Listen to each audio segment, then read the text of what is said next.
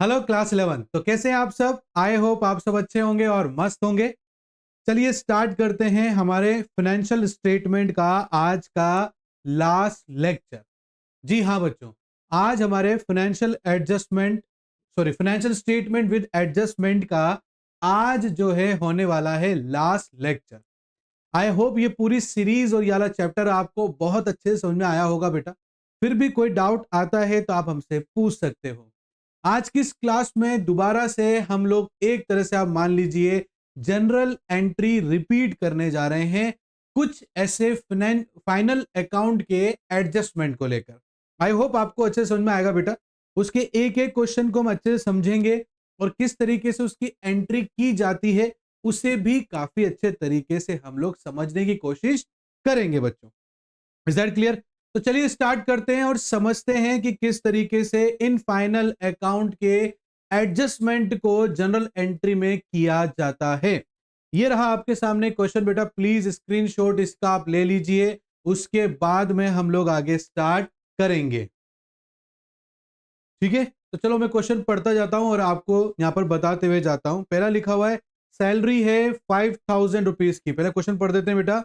Give general entries for the following adjustment in final account. Final account के adjustment के लिए कुछ general entries है बेटा, जिसे हमें मेंटेन करके बताना है। पहला है सैलरीज ₹5000 आर आउटस्टैंडिंग। 5000 रुपए की सैलरी है जो कि अभी तक आउटस्टैंडिंग है, मतलब अभी तक बकाया है। तो इसे किस तरीके से एंट्री करेंगे बेटा, आओ इसको समझते हैं। देखो, अगर ये सैलरी बकाया मतलब आउटस्टैंडिंग नहीं होती तो हम क्या एंट्री करते? हम पे कर रहे हैं बेटा, तो salary account debit to bank करते, क्योंकि पैसा जाता हमारे पास से सैलरी का, क्योंकि हम सैलरी पे कर रहे हैं तो हमारे पास से पैसा जा रहा है। तो जो चीज जाती है उसे हम क्रेडिट करते हैं बेटा, तो टू बैंक यहां पर क्रेडिट हो जाता और सैलरी यहां पर डेबिट हो जाता। वही चीज हम यहां अपना रहे हैं, तो यहां पर आप लिखेंगे सैलरी अकाउंट डेबिट 5000 और यहां पर टू बैंक की जगह क्या आ जाएगा? आउटस्टैंडिंग सैलरी आ जाएगा बेटा, क्योंकि बकाया है ना। तो यहां पर बैंक की जगह हम क्या लिख देंगे? Outstanding salaries. ठीक है, 5000 मैं बिना फॉर्मेट के बना रहा हूं बेटा, ठीक है ना।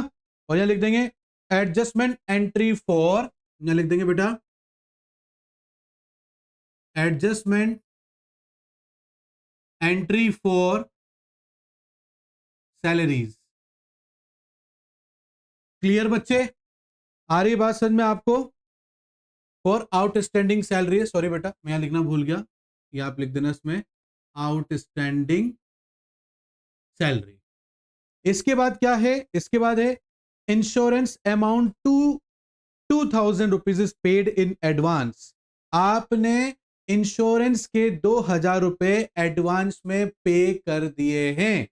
ठीक है बेटा, तो यहां पर आपने एडवांस में पे किए बेटा, तो यहां पर क्या हो जाएगा कि हमने एडवांस में पे किए, इसलिए प्रीपेड इंश्योरेंस, और टू इंश्योरेंस की जगह बैंक आ जाएगा, क्योंकि हमने पहले एडवांस में पे कर दिया है। तो उसे जिस महीने का एडवांस पे किया है उसको उस महीने में एंट्री करेंगे, बट उसने इस महीने दे दिया ना, इसलिए हम क्या लिखेंगे यहां पर? प्रीपेड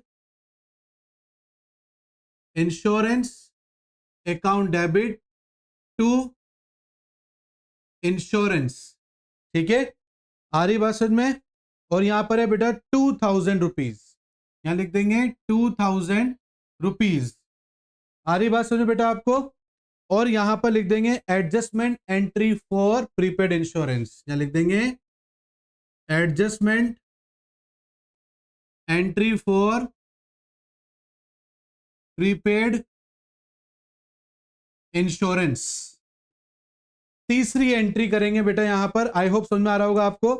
लिख रखा है 4000 रुपीज है for rent has been received in advance. आपको एडवांस में रेंट का पैसा मिल चुका है 1000 रुपए। ठीक है, लिख रखा है देखो 4000 rupees for rent has been received in advance. Advance में मिल गया अपन को। ठीक है, अब कोई पैसा मिलता है अपन को रेंट का, तो क्या लिखेंगे? Bank account debit to rent, कि भाई पैसा आया और जो चीज आती है उसे डेबिट करते हैं बेटा। तो यहां पर बैंक में पैसा आ रहा है तो बैंक को डेबिट कर देंगे, और किस वजह से आ रहा है? रेंट की वजह से, तो टू रेंट कर देंगे। बट हमने एडवांस में पे किया है बेटा, हो सकता है अगले महीने का इस महीने एडवांस पे कर दिया, तो हम अगले महीने ये वाली एंट्री करेंगे, bank account debit to rent. But इस महीने क्या करेंगे, क्योंकि वो तो इस महीने का रेंट तो है ही नहीं बेटा, तो हम क्या करेंगे, यहां पर सीधा सीधा एंट्री कर देंगे rent account debit to rent in advance. क्या लिखेंगे बेटा, देखो लिख रखा rent received in advance, rent received in advance. कितना है बेटा, रुको मैं देखना भूल गया, रेंट है 4000 रुपीज, तो यहाँ 4000 रुपीज लिख देंगे बच्चे। मैं बिना फॉर्मेट के बना रहा हूं, बस मैं आपको समझा रहा हूं कि इन एडजस्टमेंट की जनरल एंट्रीज किस तरीके से किया जाता है, ठीक है। एडजस्टमेंट, ठीक है, क्या है, entry for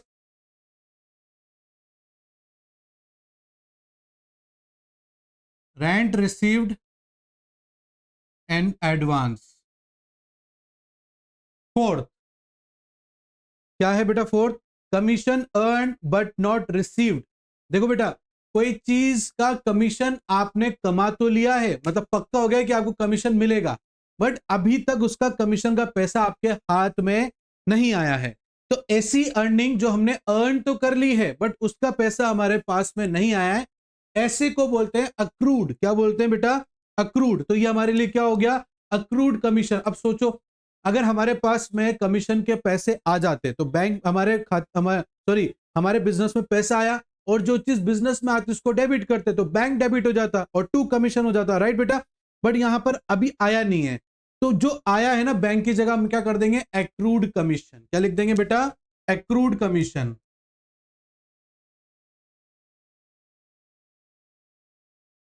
account debit,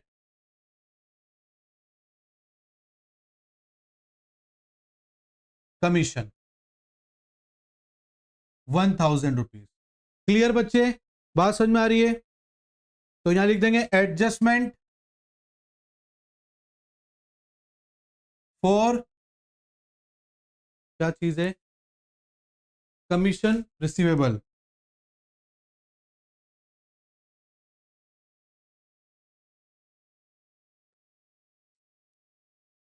fifth entry क्या है, फिफ्थ एंट्री है बेटा, वो है interest on capital 1500 rupees.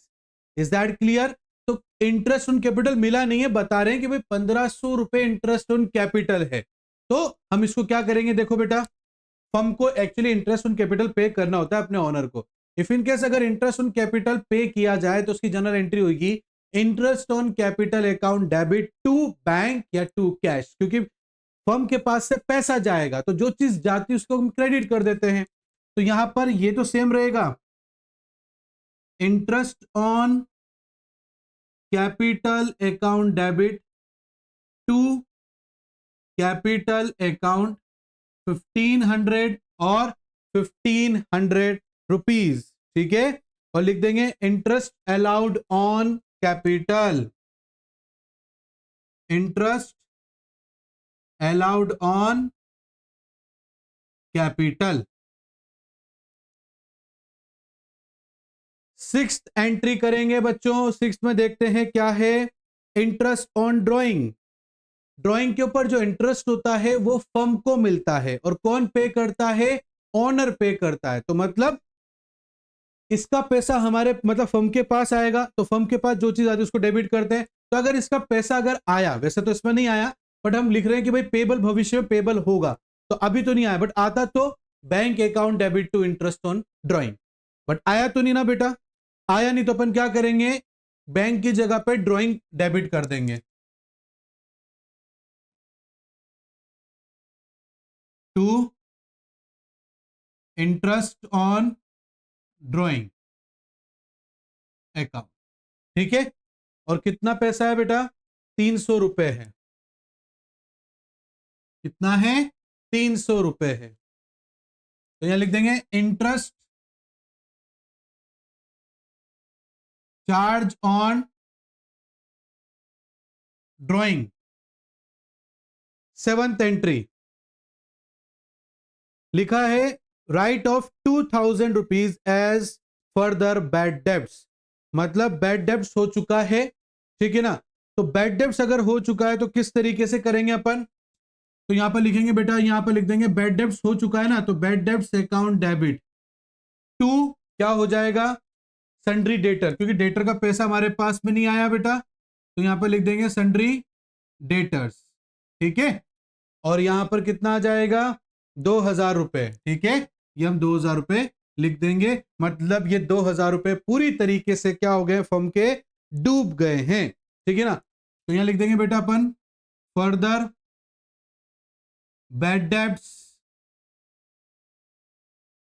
Right off, is that clear. At entry करेंगे बेटा, आई थिंक लास्ट है ये, हाँ, क्लोजिंग स्टॉक की।